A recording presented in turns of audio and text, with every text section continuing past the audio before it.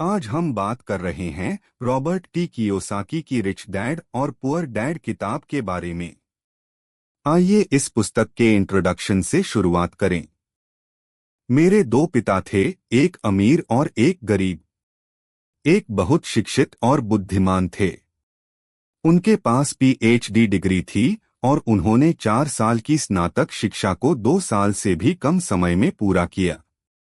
इसके बाद उन्होंने Stanford university, university of Chicago और नॉर्थवेस्टर्न यूनिवर्सिटी में अपनी उच्च शिक्षा पूरी की, वो भी पूरी तरह वित्तीय छात्रवृत्तियों पर। दूसरे पिता ने कभी 8वीं कक्षा भी पूरी नहीं की थी। दोनों व्यक्ति अपने करियर में सफल थे और उन्होंने अपनी पूरी जिंदगी मेहनत की। दोनों ने अच्छा पैसा कमाया। फिर भी एक हमेशा आर्थिक रूप से संघर्ष करता रहा। दूसरा हवाई के सबसे अमीर व्यक्तियों में से एक बन गया। एक की मृत्यु के बाद उनके परिवार चैरिटियों और उनके चर्च के लिए करोड़ों डॉलर छोड़ गए। दूसरे ने कर्ज छोड़ दिए जो चुकाने थे। दोनों व्यक्ति मजबूत, करिश्माई और प्रभावशाली थे। दोनों ने मुझे सलाह दी, लेकिन उनकी सलाह एक जैसी नहीं थी। दोनों शिक्षा में विश्वास करते थे, लेकिन उन्होंने एक ही प्रकार की शिक्षा की सिफारिश नहीं की। अगर मेरे पास केवल एक पिता होते तो मुझे उनकी सलाह को या तो मानना पड़ता या अस्वीकार करना पड़ता। लेकिन दो पिताओं के होने से मुझे दो विपरीत दृष्टिकोणों का चुनाव मिला, एक अमीर व्यक्ति का और एक गरीब व्यक्ति का। मैंने केवल एक की सलाह को स्वीकार या अस्वीकार करने के बजाय खुद सोचने, तुलना करने और फिर अपने लिए चुनने का रास्ता अपनाया। समस्या यह थी कि अमीर व्यक्ति अभी अमीर नहीं थे और गरीब व्यक्ति अभी गरीब नहीं थे।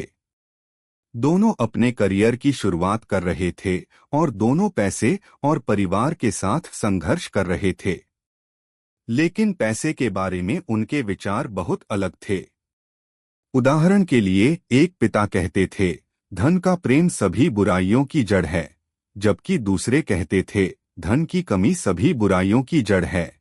एक छोटे बच्चे के रूप में दोनों मजबूत पिता मेरे ऊपर प्रभाव डाल रहे थे, जो मेरे लिए कठिन था।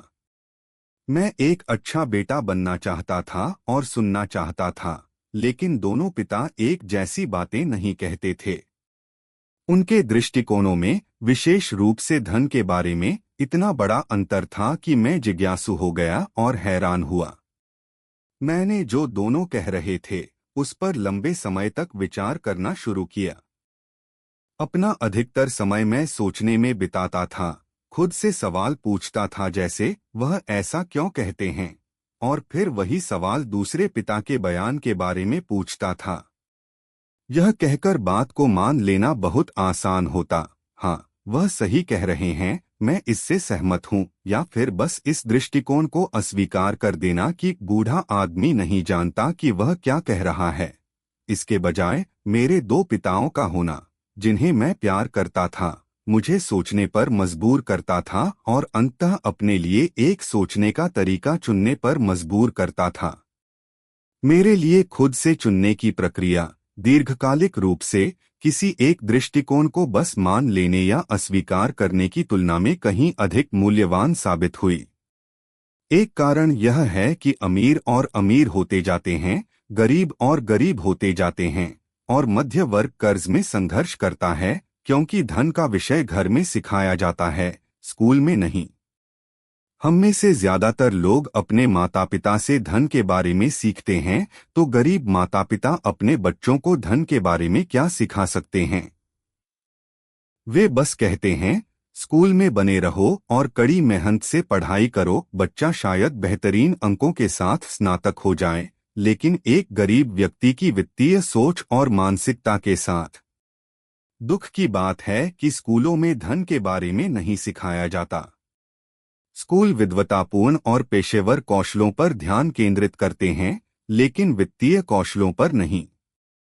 इससे यह स्पष्ट होता है कि कैसे स्मार्ट बैंकर, डॉक्टर और अकाउंटेंट जिन्होंने बेहतरीन अंक हासिल किए, अपने पूरे जीवन में वित्तीय रूप से संघर्ष कर सकते हैं। हमारा जबरदस्त राष्ट्रीय कर्ज बड़े पैमाने पर उन उच्च शिक्षित राजनेताओं और सरकारी अधिकारियों के कारण है जो धन के विषय में बहुत कम या कोई प्रशिक्षण लिए बिना वित्तीय निर्णय लेते हैं। आज मैं अक्सर सोचता हूं कि जब लाखों लोगों को आर्थिक और चिकित्सा सहायता की आवश्यकता होगी तो क्या होगा। वे अपने परिवारों या सरकार पर आर्थिक सहायता के लिए निर्भर रहेंगे। जब मेडिकेयर और सोशल सिक्योरिटी का पैसा खत्म हो जाएगा तब क्या होगा। एक राष्ट्र कैसे बचेगा यदि बच्चों को धन के बारे में सिखाने का काम माता पिता पर छोड़ दिया जाए, जिनमें से अधिकांश या तो गरीब हैं या पहले से ही गरीब हो चुके हैं। क्योंकि मेरे दो प्रभावशाली पिता थे, मैंने दोनों से सीखा। मुझे प्रत्येक पिता की सलाह पर विचार करना पड़ा और ऐसा करते समय मैंने यह समझा कि किसी की सोच का उसकी जिंदगी पर कितना बड़ा प्रभाव पड़ता है। उदाहरण के लिए, एक पिता की आदत थी यह कहने की, मैं इसे खरीदने का खर्च नहीं उठा सकता, जबकि दूसरे पिता ने इन शब्दों को कहने से मना किया। वह मुझे यह सवाल पूछने पर जोर देते थे, मैं इसे कैसे खरीद सकता हूँ। एक बयान है और दूसरा एक सवाल। एक आपको छोड़ देता है और दूसरा आपको सोचने पर मजबूर करता है। मेरे जल्द अमीर बनने वाले पिता बताते थे कि जब आप स्वचालित रूप से कहते हैं मैं इसे खरीदने का खर्च नहीं उठा सकता, तो आपका दिमाग काम करना बंद कर देता है। लेकिन जब आप सवाल पूछते हैं मैं इसे कैसे खरीद सकता हूं, तो आपका दिमाग काम करने लगता है। उनका मतलब यह नहीं था कि आपको हर वह चीज खरीदनी चाहिए जो आप चाहते हैं।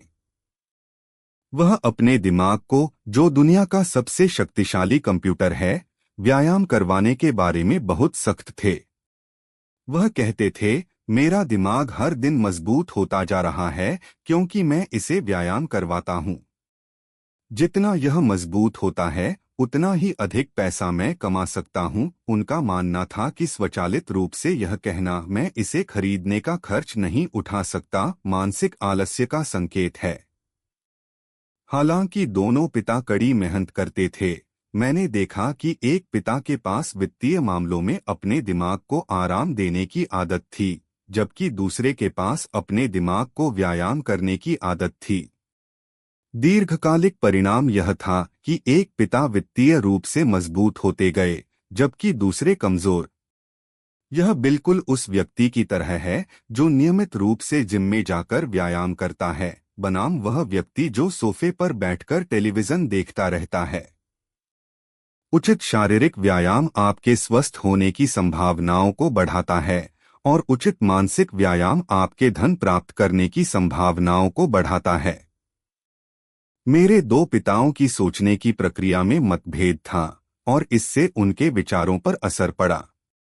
एक पिता का मानना था कि अमीरों को गरीबों की मदद के लिए अधिक कर देना चाहिए, जबकि दूसरे का कहना था कर उन लोगों को दंडित करते हैं जो उत्पादन करते हैं और उन लोगों को इनाम देते हैं जो उत्पादन नहीं करते। एक पिता ने सलाह दी, कड़ी मेहनत करो ताकि तुम्हें एक अच्छी कंपनी में काम मिल सके। दूसरे ने सलाह दी, कड़ी मेहनत करो ताकि तुम्हें एक अच्छी कंपनी खरीदने का मौका मिल सके। एक ने कहा, मैं अमीर नहीं हूं क्योंकि मेरे पास तुम बच्चे हो। दूसरे ने कहा, मुझे अमीर होना जरूरी है क्योंकि मेरे पास तुम बच्चे हो। एक ने डिनर टेबल पर पैसे और व्यापार की बात करने की अनुमति दी, जबकि दूसरे ने खाने के दौरान पैसे के विषय पर बात करने को मना किया। एक ने कहा, जब पैसे की बात आती है तो सुरक्षित खेलो, जोखिम मत उठाओ। दूसरे ने कहा, जोखिम प्रबंधन करना सीखो। एक ने माना, हमारा घर हमारी सबसे बड़ी निवेश और सबसे बड़ी संपत्ति है। दूसरे ने कहा, मेरा घर एक दायित्व है और अगर तुम्हारा घर तुम्हारा सबसे बड़ा निवेश है तो तुम परेशानी में हो।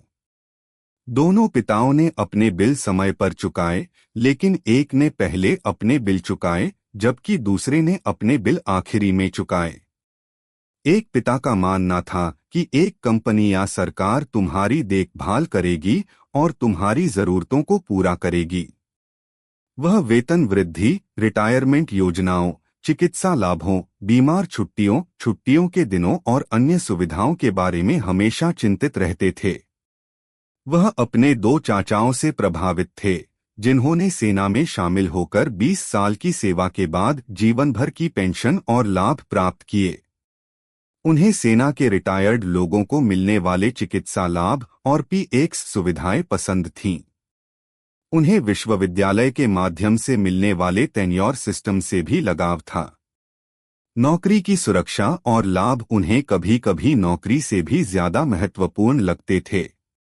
वह अक्सर कहते थे, मैंने सरकार के लिए कड़ी मेहनत की है और मैं इन लाभों का हकदार हूं। दूसरे पिता वित्तीय आत्मनिर्भरता में विश्वास करते थे। वह एंटाइटलमेंट मेंटालिटी के खिलाफ बोलते थे और कहते थे कि यह मानसिकता कमजोर और वित्तीय रूप से जरूरतमंद लोगों को पैदा करती है। वह वित्तीय रूप से सक्षम होने पर जोर देते थे।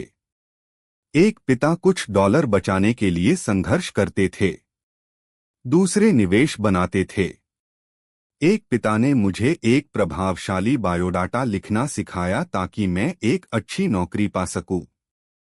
दूसरे ने मुझे मजबूत व्यावसायिक और वित्तीय योजनाएं लिखना सिखाया ताकि मैं नौकरियां पैदा कर सकूं। दो मजबूत पिताओं का संतान होने के कारण मुझे यह देखने का मौका मिला कि अलग अलग विचारों का व्यक्ति के जीवन पर क्या प्रभाव पड़ता है। मैंने देखा कि लोग वास्तव में अपने विचारों के माध्यम से अपने जीवन को आकार देते हैं। उदाहरण के लिए, मेरे गरीब पिता हमेशा कहते थे, मैं कभी अमीर नहीं बनूंगा, और यह भविष्यवाणी वास्तविकता बन गई। दूसरी ओर, मेरे अमीर पिता हमेशा खुद को अमीर व्यक्ति मानते थे। वे कहते थे, मैं अमीर आदमी हूं, और अमीर लोग ऐसा नहीं करते, यहां तक कि जब वे एक बड़े वित्तीय झटके के बाद पूरी तरह से दिवालिया हो गए थे, तब भी वे खुद को अमीर आदमी कहते रहे। वे कहते थे, गरीब और दिवालिया होने में फर्क होता है। दिवालिया होना अस्थायी है, गरीब होना स्थायी है। मेरे गरीब पिता कहते थे, मुझे पैसे में दिलचस्पी नहीं है, या पैसे का कोई महत्व नहीं है। मेरे अमीर पिता हमेशा कहते थे, पैसा शक्ति है, हमारे विचारों की शक्ति शायद कभी मापी नहीं जा सकती या उसकी सराहना नहीं हो सकती, लेकिन एक छोटे लड़के के रूप में यह मेरे लिए स्पष्ट हो गया कि अपने विचारों के प्रति सचेत रहना और मैं खुद को कैसे व्यक्त करता हूं, यह महत्वपूर्ण है। मैंने देखा कि मेरे गरीब पिता गरीब थे, उनकी कमाई की राशि के कारण नहीं, जो काफी थी, बल्कि उनके विचारों और कार्यों के कारण। एक छोटे लड़के के रूप में दो पिताओं के साथ मैं इस बात के प्रति बहुत सतर्क हो गया कि मैं किन विचारों को अपना रहा हूं। क्या मुझे अपने अमीर पिता की बात सुननी चाहिए या अपने गरीब पिता की? हालांकि दोनों पुरुष शिक्षा और सीखने का बहुत सम्मान करते थे, वे इस बारे में असहमत थे कि क्या सीखना महत्वपूर्ण था। एक चाहते थे कि मैं कठिन अध्ययन करूं, एक डिग्री हासिल करूं और पैसा कमाने के लिए एक अच्छी नौकरी प्राप्त करूं। वे चाहते थे कि मैं एक पेशेवर बनूं, एक वकील या अकाउंटेंट बनूं और बिजनेस स्कूल में एमबीए करूं। दूसरे ने मुझे अमीर बनने के लिए पढ़ने को प्रोत्साहित किया, पैसे के काम करने के तरीके को समझने और यह सीखने के लिए कि पैसे को मेरे लिए कैसे काम करना है। मैं पैसे के लिए काम नहीं करता, ये शब्द वे बार बार दोहराते थे। पैसा मेरे लिए काम करता है। 9 साल की उम्र में मैंने पैसे के बारे में अपने अमीर पिता से सुनने और सीखने का निर्णय लिया। ऐसा करते हुए मैंने अपने गरीब पिता की बात नहीं मानी, भले ही उनके पास सभी कॉलेज की डिग्रियां थीं। रॉबर्ट फ्रॉस्ट की कविता पर मैंने वर्षों से कई बार चिंतन किया है। अपने अत्यधिक शिक्षित पिता की सलाह और पैसों के प्रति उनके दृष्टिकोण को न सुनना मेरे लिए एक दर्दनाक निर्णय था, लेकिन यह वही निर्णय था जिसने मेरे जीवन को आकार दिया। एक बार जब मैंने तय कर लिया कि मुझे किसकी बात सुननी है, तो मेरे पैसों के बारे में सीखने की प्रक्रिया शुरू हो गई। मेरे अमीर पिता ने मुझे 30 वर्षों तक सिखाया, जब तक मैं 39 वर्ष का नहीं हो गया। उन्होंने तब सिखाना बंद किया जब उन्हें यह एहसास हुआ कि मैंने वह सब कुछ सीख लिया है जो वह मुझे सिखाना चाहते थे, और जो बात वे मेरे अक्सर मोटे दिमाग में डालने की कोशिश कर रहे थे, उसे मैंने पूरी तरह से समझ लिया था। पैसा शक्ति का एक रूप है, लेकिन उससे भी अधिक शक्तिशाली है वित्तीय शिक्षा। पैसा आता जाता रहता है, लेकिन अगर आपके पास यह शिक्षा है कि पैसा कैसे काम करता है, तो आप इस पर नियंत्रण पा सकते हैं और संपत्ति बनाना शुरू कर सकते हैं। सकारात्मक सोच अकेले इसलिए काम नहीं करती क्योंकि अधिकांश लोगों ने स्कूल में यह नहीं सीखा कि पैसा कैसे काम करता है, इसलिए वे अपना जीवन पैसा कमाने के लिए बिताते हैं। चूंकि मैंने केवल 9 साल की उम्र में शुरुआत की थी, इसलिए मेरे अमीर पिता ने मुझे जो सबक सिखाए वे सरल थे। और अंत में 30 वर्षों में केवल 6 मुख्य सबक थे, जिन्हें बार बार दोहराया गया। यह किताब उन्हीं 6 सबकों के बारे में है, जिन्हें जितना संभव हो उतना सरल तरीके से रखा गया है, ठीक उसी तरह जैसे मेरे अमीर पिता ने मुझे ये सबक सिखाए थे। ये सबक उत्तर नहीं हैं, बल्कि वे मार्गदर्शक हैं जो आपको और आपके बच्चों को दुनिया में बढ़ते बदलाव और अनिश्चितता के बावजूद अधिक समृद्ध बनने में मदद करेंगे।